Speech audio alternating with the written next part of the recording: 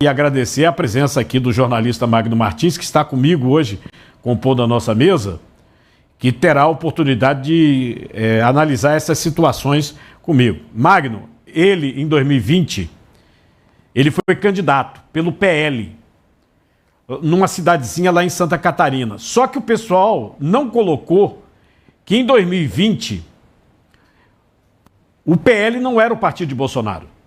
Bolsonaro não era ainda do PL. Então, esse detalhe é importante que as pessoas saibam. E o PL, no município onde esse camarada, que é conhecido como Tio França, ele foi candidato, lá ele foi candidato apoiando um candidato a prefeito do PDT.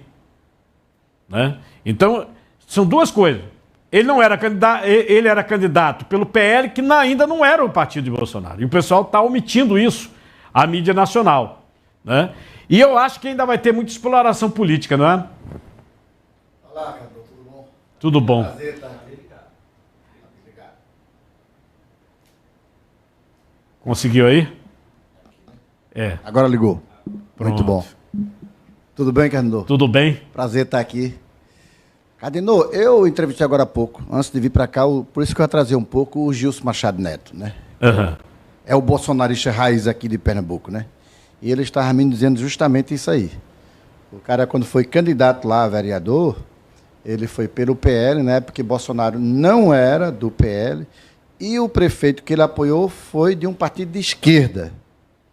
Isso. Mas o que é que estão aproveitando nessa situação? Estou aproveitando para dizer que isso é um desdobramento do 8 de janeiro para melar a anistia política de Bolsonaro e daqueles que se envolveram com o episódio de 8 de janeiro. Você sabe que tem um projeto de anistia que tramita no Congresso. Isso. Está na Câmara dos Deputados, analisando. Os bolsonaristas e os partidos de centro-direita querem pressa na análise e na votação desse projeto. E agora, com esse episódio de ontem, bastante lamentável, como você diz aí, o cara é perturbado, eles estão pegando... E o gatilho, Magno, pelo que tudo indica, foi a mulher que não queria mais ele. Né? Ele tem um filho de criação, tipo adotivo, né? Porque ele convivia com essa senhora há muitos anos. E a mulher não queria mais ele, o cara sai de Santa Catarina e aluga uma casa em Brasília. Ele chegou a entrar... Na cidade satélite, né? Exato. Em Ceilândia. Em Ceilândia. Ele conseguiu chegar dentro do Supremo Tribunal Federal, tirar uma foto. As redes sociais dele são repletas de ameaças. Inclusive tem uma ameaça que ele ameaça Bolsonaro também. Ele ameaça Lula e Bolsonaro. Eu estava prestando atenção aqui ao seu comentário e veja bem, você está dizendo como ele entrou ali facilmente, no Supremo e tal. Ali e você conhece tudo. Sem nenhuma segurança e tal. Tudo. Eu conheço há tempo porque eu estou há muito tempo em Brasília, né? Mas um detalhe é que depois do 8 de janeiro, o Congresso, para você entrar, é uma coisa bastante difícil. Credenciamento de imprensa lá, eles restringiram bastante. Tudo em função do susto que eles tomaram em 8 de janeiro. Então, mas como você diz, eles agora vacilaram de novo. Porque se você chegar ali na Praça dos Três Poderes, não há segurança nenhuma protegendo ali o... Porque eles abriram de novo... A Praça dos Três Poderes está aqui. O Supremo...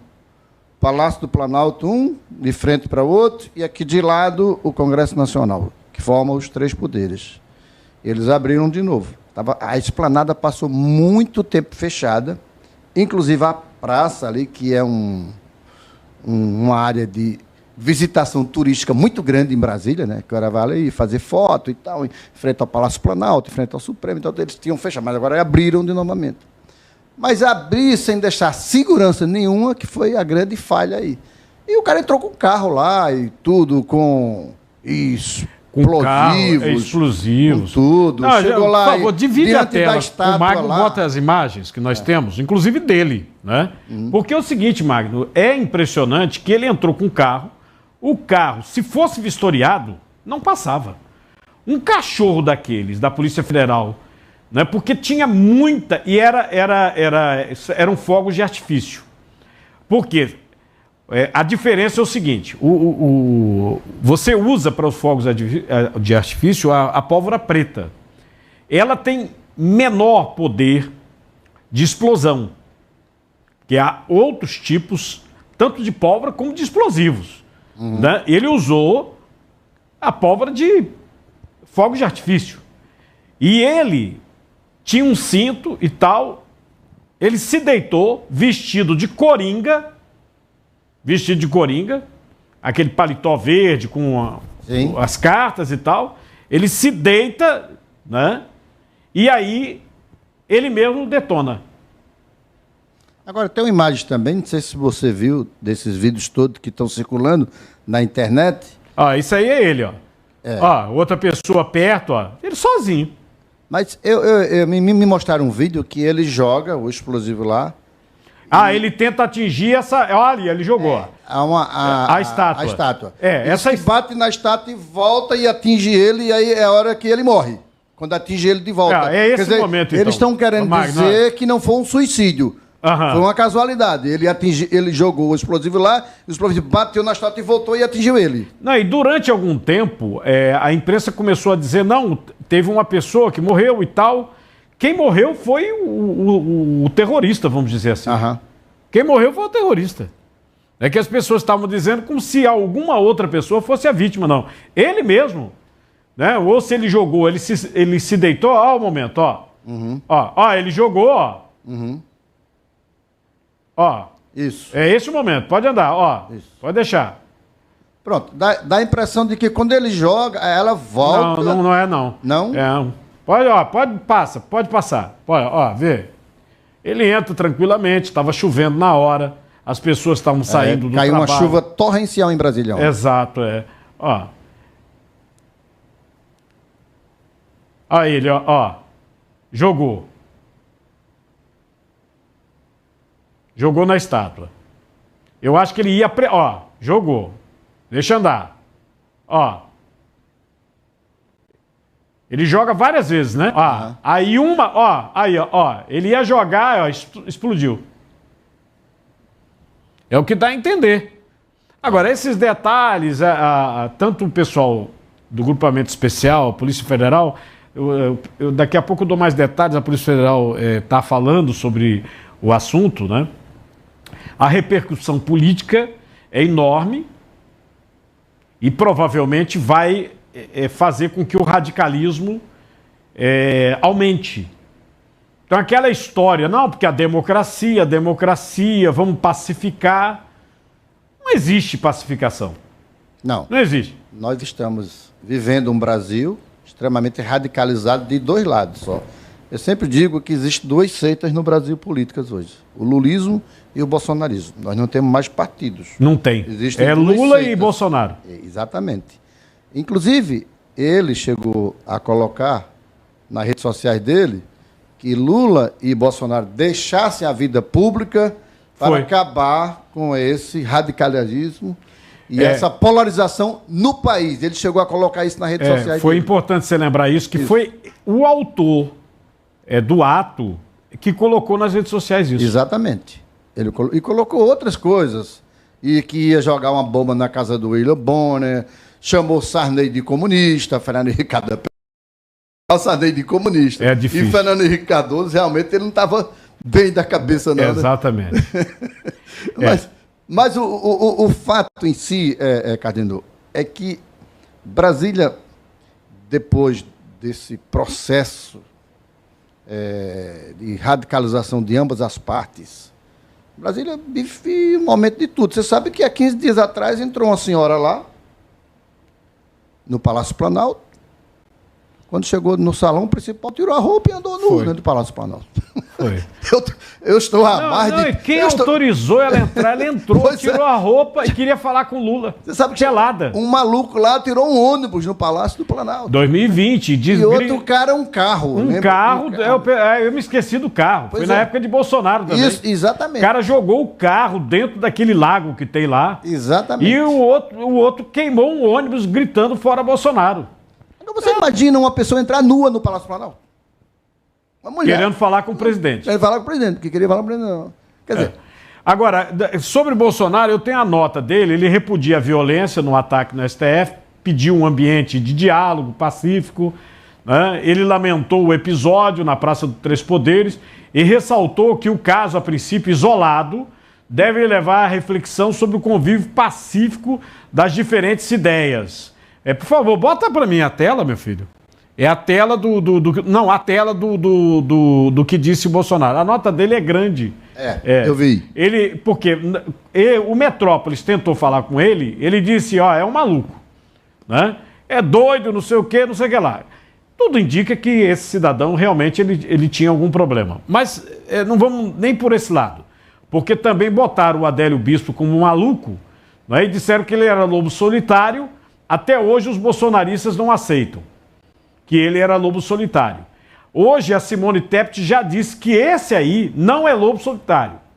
Mas a governadora de Brasília ontem falou que ele era um lobo solitário.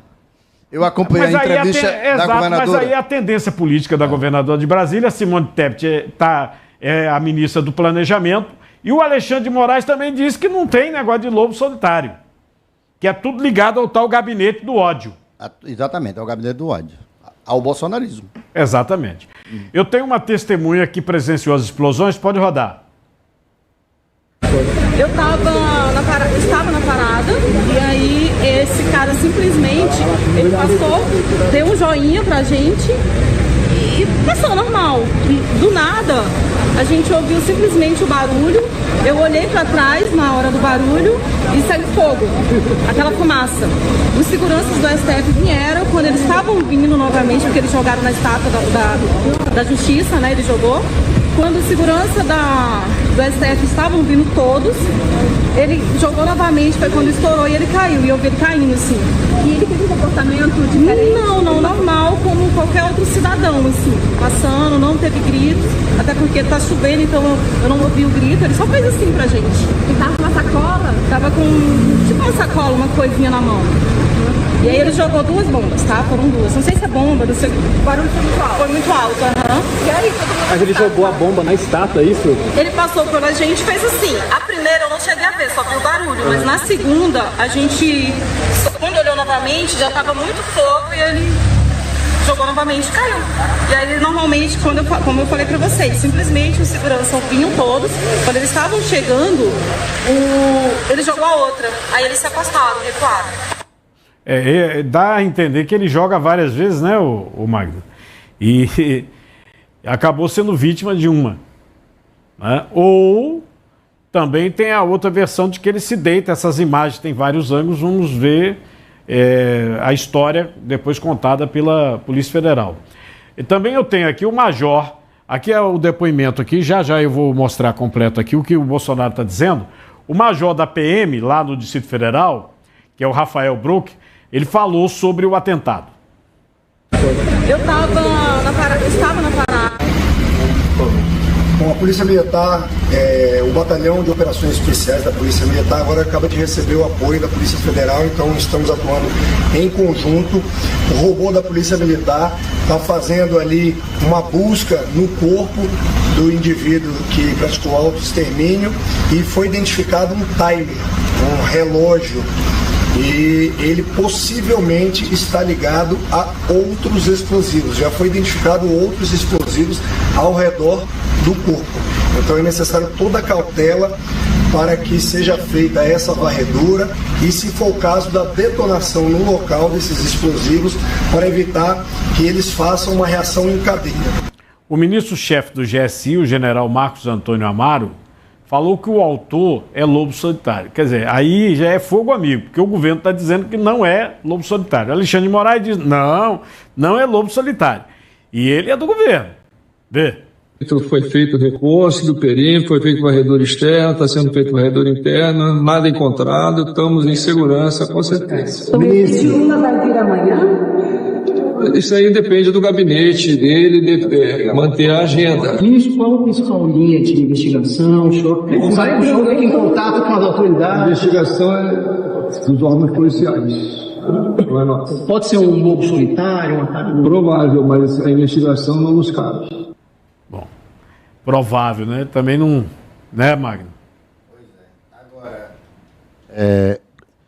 A gente tem que levar também em consideração, Cardinor, que ele está em Brasília, numa casa, como você falou, alugada lá, nos arredores do plano piloto, na cidade de Ceilândia, e provavelmente ele já vinha premeditando isso há muito tempo, porque eu vi informações de que ele circulou em vários órgãos de Brasília, inclusive no Congresso Nacional. Congresso. Teve no gabinete de um deputado lá do estado dele, em Santa Catarina. Ele esteve lá em Brasília, o nome dele é Francisco Vanderlei Luiz, né?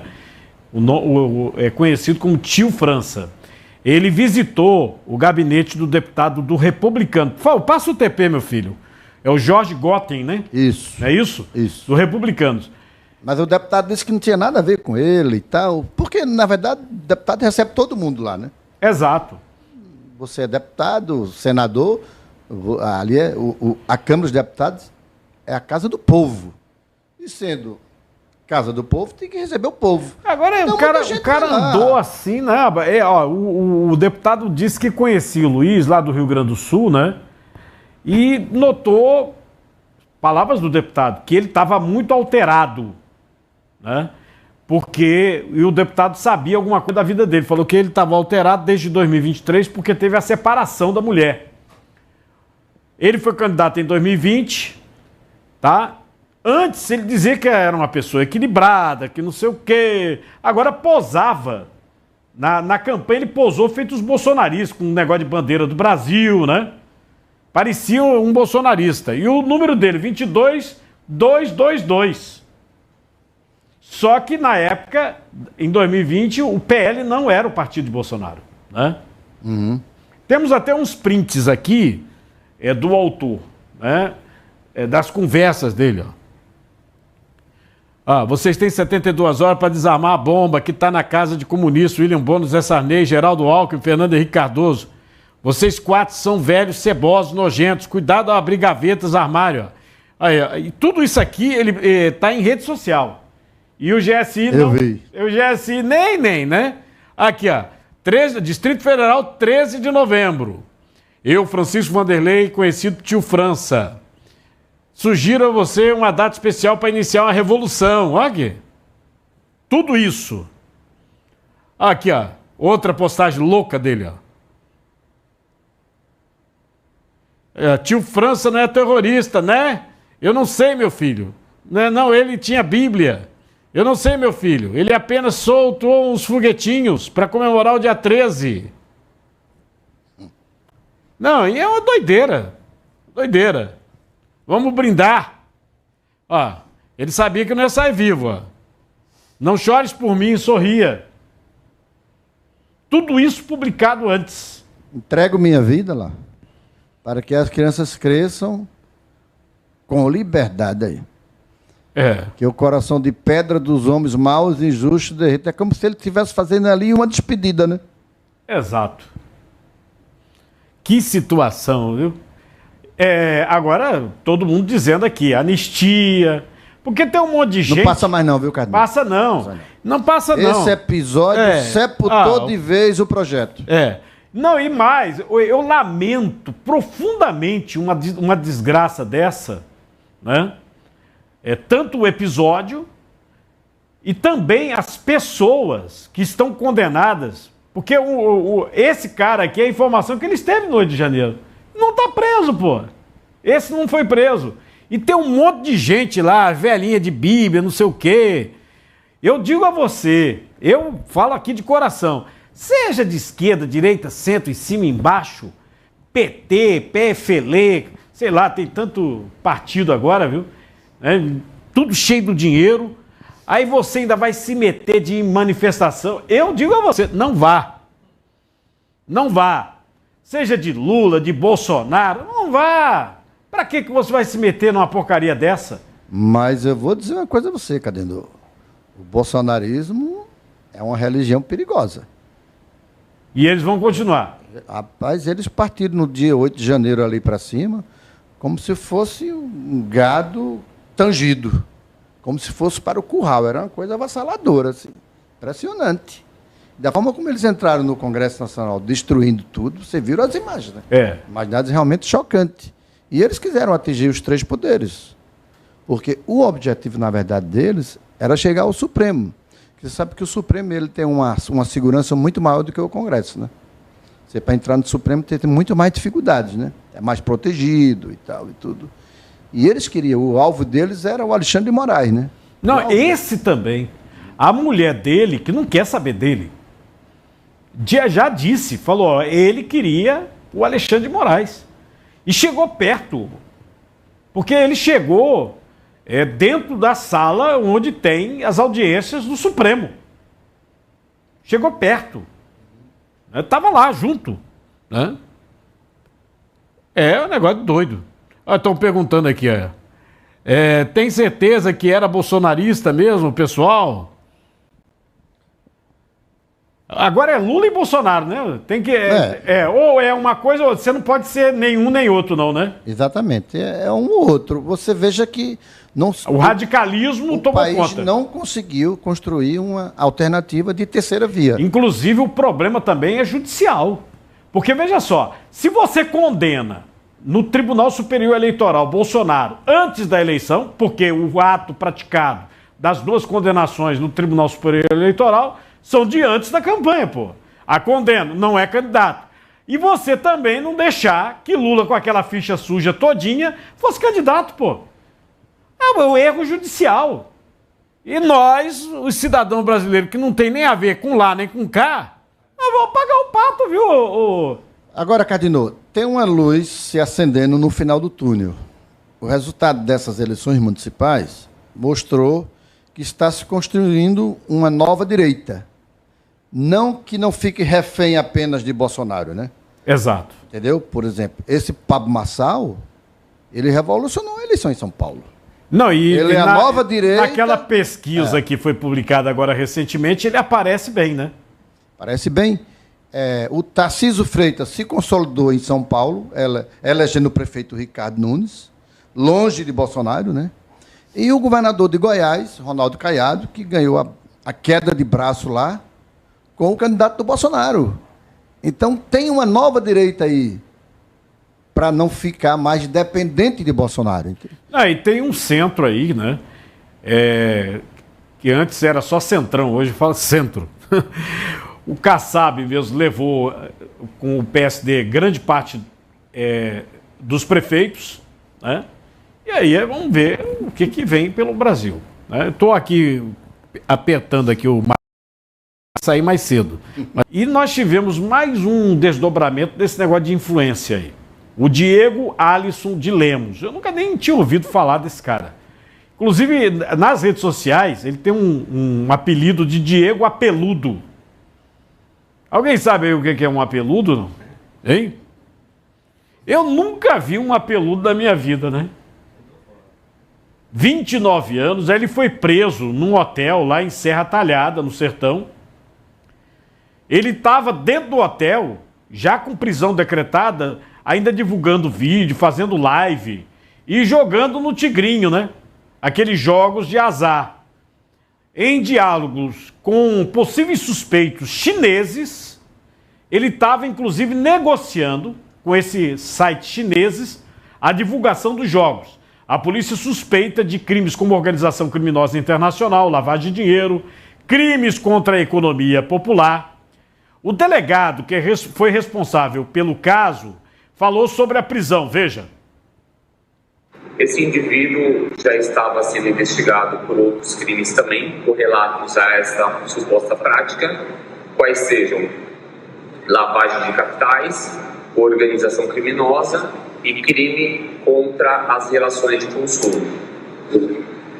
No curso do inquérito, representamos por algumas medidas cautelares diversas da prisão, quais sejam não se ausentar da comarca sem autorização judicial, não frequentar determinados lugares a juízo do magistrado competente e também recolhimento domiciliar noturno. Ocorre que ele, descumprindo tais medidas, ele veio para o Nordeste, para Pernambuco, sem avisar o juízo competente, o que acabou ocasionando a decretação da prisão preventiva desse indivíduo. Esse negócio dessa jogatina, esse aí é aquele jogo tipo tigrinho, né? Já mostrei aqui que eles têm uma base e quando eles mostram que estão ganhando, na realidade é um vídeo. É um vídeo apenas para fazer com que você acredite. Ele bota lá o link, você vai na plataforma e vai perder dinheiro. Vai perder dinheiro. O ministro Luiz Fux, do STF, determinou que o governo adote já, agora, medidas para que os beneficiários do Bolsa Família não usem o dinheiro para apostas. A decisão é de efeito imediato. Veja comigo. A permanência ou não da atividade é uma questão que demanda uma profunda aferição de mais de 50 argumentos que foram utilizados aqui. Mas um argumento foi persistente.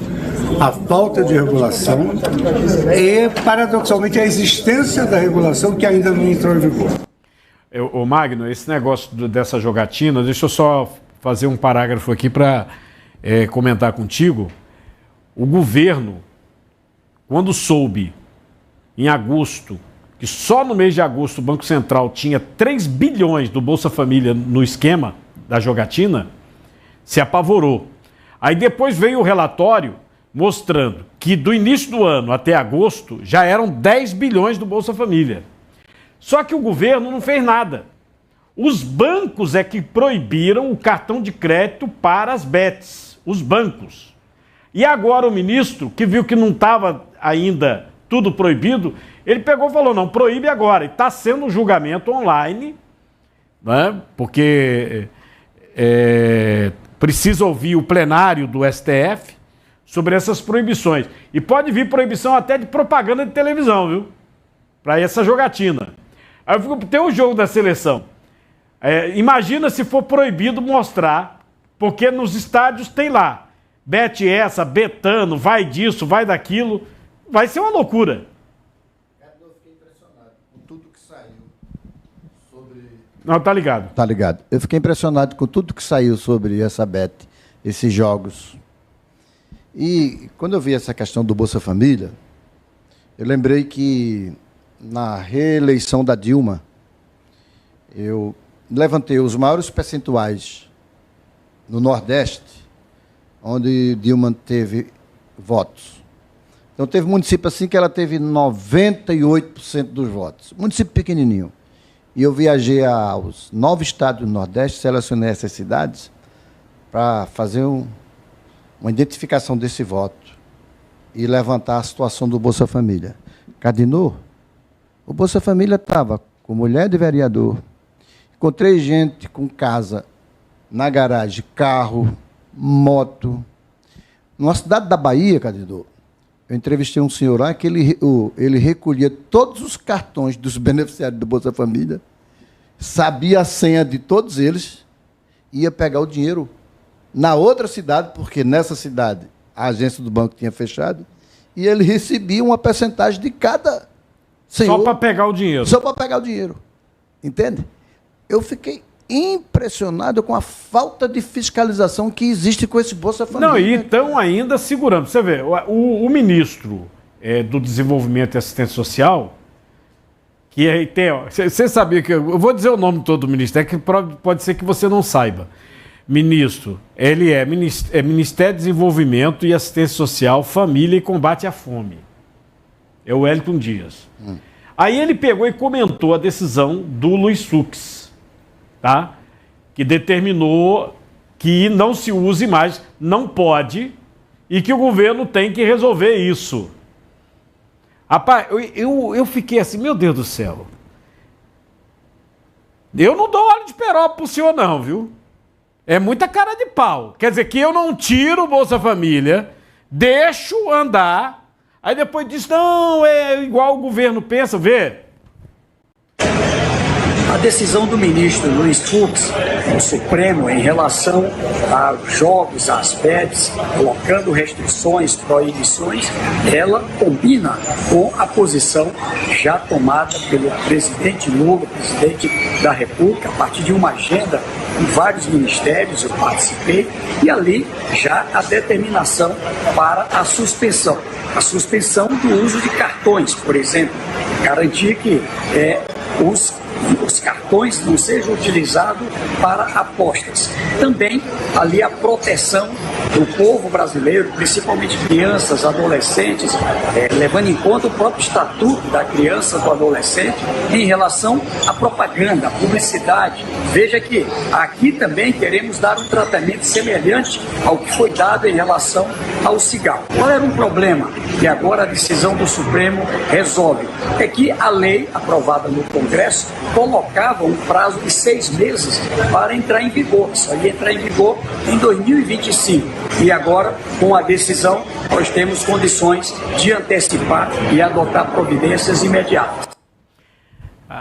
A portaria do ministro da Fazenda não fala isso. Impressionante, né? Porque é o seguinte, se ele podia, por que ele não podia o ministro na portaria já determinar? Teve reunião com Lula. Eles não fizeram. Não fizeram. Quer dizer, é um negócio... Eu só fico imaginando, rapaz, esse povo tem algum envolvimento com bet? Para ficar alisando. Ele próprio citou o que o Luiz Fux quer, e provavelmente o STF vai determinar, porque o Executivo não está resolvendo, e nem o Legislativo, por outros interesses. E depois reclamam que o STF está se metendo em tudo, né? Vamos reclamar. O que o STF vai determinar é o seguinte, é igual cigarro. Não pode televisão, não pode rádio, não pode comercial. É isso. Agora você sabe, você tocou no assunto aí, você sabe que no Congresso existem as bancadas de tudo que é os segmentos, né? Tem a bancada da bala. Da bala. A bancada do... Coronel Meira mesmo fala, eu sou da bancada da bala. Quando ele vem aqui, ele diz que enche a boca, viu? Então, deve ter a bancada da Beto também. Financiando esse povo todo, né? Quem é que não tem financiamento através de jogos lá? Deve ter muita gente. Toda pessoa que vem aqui enlouquece aqui com o chat, né? Porque fala, não, porque é isso, é aquilo outro, e tem essa disputa de Lula e Bolsonaro. Vocês aí que gostam de fazer esse tipo de brincadeira e discutir, eu estou aqui só para rir e também divertir vocês aí, se vocês passam um tempo aqui comigo. E essa coisa de falar de Lula, de Bolsonaro... Mas mostra que você tem uma audiência muito grande aí, ó. Se faz bem, né? Tranquilo. O Magno Martins, ele é um jornalista muito conceituado, tem um blog que é campeão de audiência no Brasil, que é o blog do Magno. Inclusive, já foi secretário de imprensa, colunista dos mais diversos órgãos de imprensa do Brasil. Aí o pessoal fala que você é esquerdista. Diz que eu sou lulista e petista. Você foi secretário, inclusive... Outros dizem que eu sou de direita. Você foi secretário. Eu fiz agora foi de Joaquim. A biografia, eu fui secretário de imprensa de Joaquim Francisco. Joaquim Francisco. Coordenei a campanha dele em 90 e fui secretário de imprensa só por 1 ano. Briguei com ele e saí do governo. Já brigou com ele, foi rápido assim. Briguei com ele e saí do governo. E agora, quando eu fiz o livro de Marco Marcel, a biografia do Marco Marcel, não, esse jornalista é de direita. Porque ele escreveu sobre Marco Marcel, é de direita. Mas ali já todo mundo... Como eu estou falando aqui de Bolsonaro, já está todo mundo dizendo ali que eu sou de esquerda, que eu sou lulista. Você agora é lulista. Não há um jornalista em Pernambuco aqui e no Nordeste que critique mais o PT do que eu, Cardinal. Eu tenho notado. Agora, deixa eu falar uma coisa. Eu fui o primeiro jornalista a fazer live com o Bolsonaro. Pelo Instagram, na época da pandemia. E tentei uma live com Lula... Estava tudo acertado da live com Lula e os petistas de Pernambuco fizeram a cabeça lá dele para ele não entrar na live, porque disseram que eu era bolsonarista. Porque eu entrevistei Bolsonaro e porque eu falava muito mal do governo dele aqui. Agora, veja, eu conheço Lula, a minha relação com Lula, eu entrevisto Lula desde a época que Lula era líder do PT na Câmara. O Diário de Pernambuco era o maior jornal do Nordeste. Na época da Constituição. Né? Antes. Ele não foi na Constituinte? Foi. Só que ele não assinou, né? Ele falou tanto da Constituição, o PT não assinou a Constituição de 88. Cardinal, minha relação com o Lula é antiga. Eu fiz uma entrevista de página inteira com o Lula para o Diário de Pernambuco, ele deputado federal. Olha, repercutiu tanto essa entrevista que ele passou a me chamar. Quando ele queria falar para o Nordeste, ele falou, chamou o Magno lá, é o Pernambuco, me chamava de Pernambuco. Chama o Pernambuco aqui e tal, e eu ia falar com ele. Tá? Fiz uma viagem com ele para Cuba. Cobri uma viagem de 10 dias a ele em Cuba. E na volta ele me deu uma entrevista exclusiva no avião. Mas hoje me intrigaram com ele e ele não quer nem olhar para você, né? Não dá mais entrevista. Magno, vamos falar aqui que o pessoal também está esculhambando porque diz que você está pegando no pé da Raquel Lira, da governadora. O seu instituto lá, o instituto que você tem uma parceria... Opinião de Campina Grande. Opinião. Esse instituto, ele acertou praticamente tudo na última eleição. Mas estão dizendo que a última pesquisa que deu Raquel lá embaixo... Estão dizendo que foi financiada por um senador. Eu não sei qual foi o senador. Chegaram a falar isso. Não, essa pesquisa aí foi um senador que financiou, que não sei o quê. Como é que é? A Raquel Lira está lá embaixo mesmo, né? Olha, Cadinho, essa pesquisa ela foi iniciativa do Instituto Opinião, não tem nada a ver com político, e através de um feeling nosso. Eu falei, ó, se faz pesquisa para presidente da República todo mês... E por que não pode se fazer uma pesquisa para governador? Hoje mesmo saiu uma pesquisa para presidente. É o mesmo tempo. A eleição de presidente vai ser daqui a 2 anos, igual a de governador. Então, pode-se fazer pesquisa para presidente, mas não pode fazer para governador. Não, e sempre que história é essa? Sempre tem polêmica. Porque aí você botou agora, o João Campos, ele teve um resultado eu não coloquei, no Estado... Veja, Cadinho, eu não... Igual quase da prefeitura. Eu não faço pesquisa. Instituto. Eu divulgo pesquisa. Quem faz pesquisa é o Opinião. Agora... E com critérios, um instituto que tem 30 anos de mercado, que faz pesquisas em Pernambuco, Paraíba, Alagoas e Rio Grande do Norte, e cujos índices de acerto há 16 anos em parceria com o meu blog é de 98%. A eleição em Olinda agora, o único instituto que acertou o resultado lá do segundo turno foi a Opinião. Eu me lembro. 1% não, colocou para a Mirella, 1%. Saiu uma pesquisa de um outro negócio, eu falei, que negócio troncha esse aqui? No mesmo dia... Eu não votei. Pois é. Votei essa sua. No mesmo dia saiu uma pesquisa, lá você tocou agora, 8% para o candidato que perdeu. Exato. Eu falei, que negócio é esse? Eu acabei de dar a pesquisa do blog do Magno, da Opinião, dando 1% aí para a Mirella. Aí agora tem uma dando de lavada pro outro rapaz aí do PT. Falei, é loucura. Não. Aí, Vinícius. O Vinícius. Aí foi até um dia que estava aqui o deputado Mendonça Filho.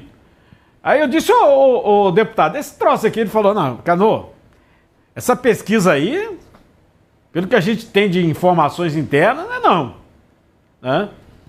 Mas é complicado, né? Porque se tem um instituto, ele tem um acerto. Aí tem um outro que aí tem até a enquete da Polícia Federal para ver.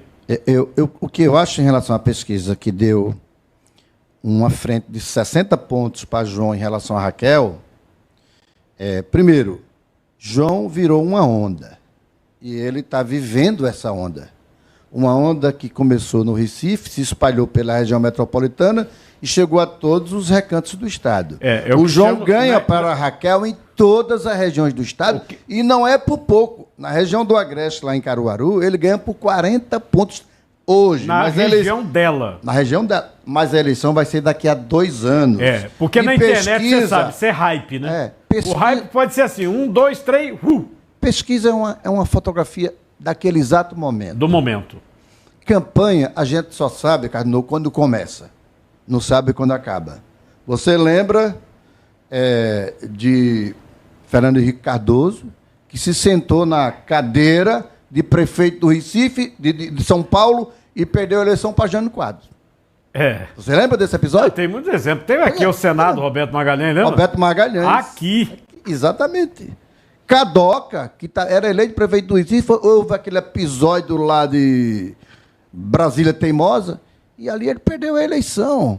Então, a eleição depende de fatos que vão acontecendo ao longo da campanha. Tá? Uma denúncia, um escândalo, algo que comprometa a imagem do candidato, tudo isso destrói um candidato. Não, e você mesmo tem noticiado, a Prefeitura do Recife está cheia de processos no TCE. Cheio de problema. Você veja Pablo Marçal, lá em São Paulo. Pablo Marçal ia para o segundo turno da eleição. Ele só não foi porque, na véspera da eleição, inventou aquele dossiê falso. E está indiciado. E vai ficar sem os direitos políticos dele. Vai ser, né? Vai ser Será caçado. que vai ser? Vai. Só se tiver interesse. Pois é. Então, porque veja bem. Ele é direita. Eu estou dando esse exemplo de Pablo Marçal de que como um fato muda o resultado de uma eleição. Entende? Então, Raquel aqui, nós estamos há 2 anos da eleição. Raquel tem 5 bilhões em caixa. Raquel tem mais 2 anos de governo e ela pode muito, evidentemente, se recuperar e ser uma candidata competitiva. Mas hoje ela não é uma candidata competitiva frente a João Campos, porque João ganha em todas as regiões do estado. E aqui na região metropolitana é 81% a 10%. 81% na região metropolitana. 10% na região metropolitana. Então, o que eu disse no início, ele está vivendo uma onda. Agora, até onde essa onda vai durar, né? Ontem saiu uma pesquisa no site Metrópolis, de Brasília, que é um dos mais lidos hoje do país, que quando tira Lula na corrida presidencial, o João Campos, incluíram ele, João Campos tem 12,5%. Mas ele pode ser candidato? Não, porque ele não tem 35 anos. Vai ter. Eu disse no meu blog, em 2022 ele não pode ser candidato a presidente, porque a idade mínima para ser candidato é 35 anos.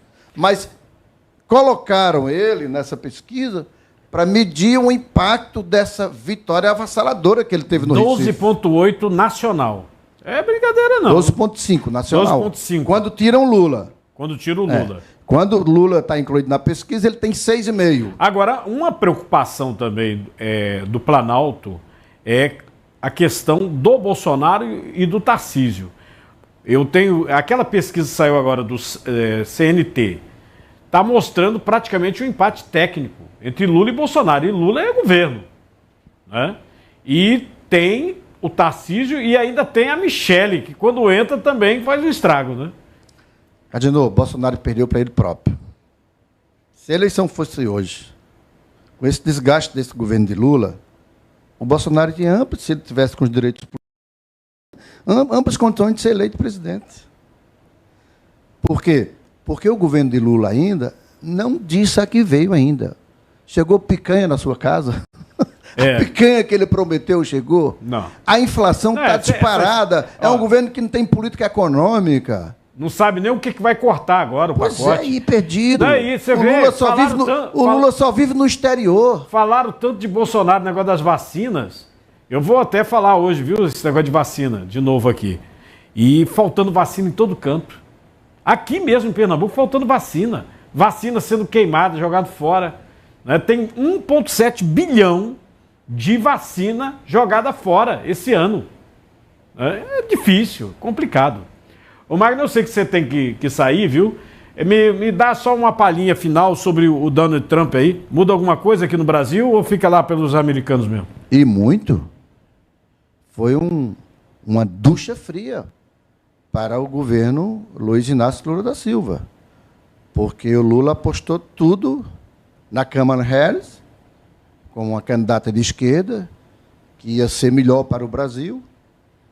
Chegou a prever que Donald Trump não seria eleito e que seria danoso para o Brasil, e as relações bilaterais do Brasil com os Estados Unidos, sobretudo na política internacional, que nós somos um país muito exportador para os Estados Unidos e importador também. Então, essa política econômica das relações bilaterais e econômicas, elas vão se complicar muito aqui para o Brasil. Não vai ser uma relação muito fácil do Donald Trump com o Lula. E, além disso, isso tem implicações políticas em 2022. Porque a direita, que saiu vitoriosa agora nas eleições municipais, ela pode, os Estados Unidos com a eleição de Donald Trump, a volta dele, pode influenciar muito a eleição presidencial aqui em 2026. Não tenho nenhuma dúvida disso.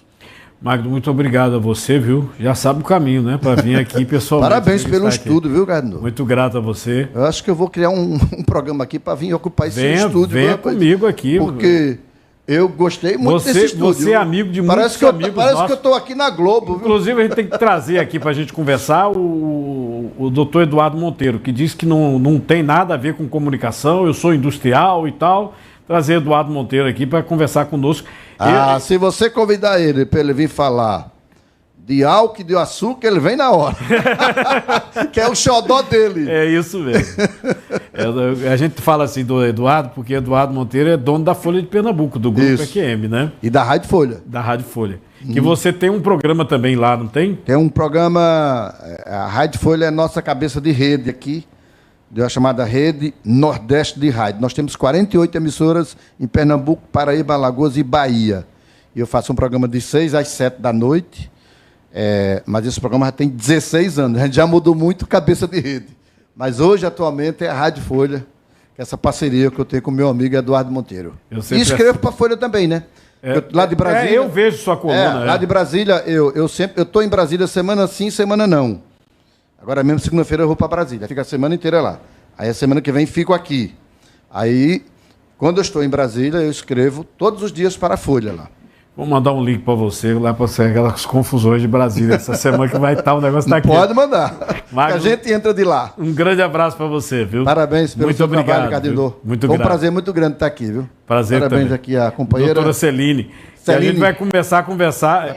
Eveline. Doutora Eveline Catão, nós vamos conversar com ela agora sobre a questão de reprodução humana. Muito bem. Prazer, Eveline. Você me falou tanto da Celine, que é a governadora lá, a vice-governadora de Brasília, me chamando a doutora Eveline de Celine. Eu falei Eveline agora. Agora é Eveline, é verdade. Olha, ela... Eu vou ter que sair que eu tenho um compromisso. Na verdade, eu vou revelar até o meu compromisso. Tem bomba, não. Eu estou fazendo a biografia de Alcimar Monteiro. E ele está morando em João Pessoa. Aí ele veio almoçar hoje aqui só comigo para a gente dar desdobramento a esse livro. Por isso que eu vou ter que sair, desculpe. Grande Alcimar, é uma figura, gosto muito dele, viu? A família dele, muito obrigado, viu, Magno?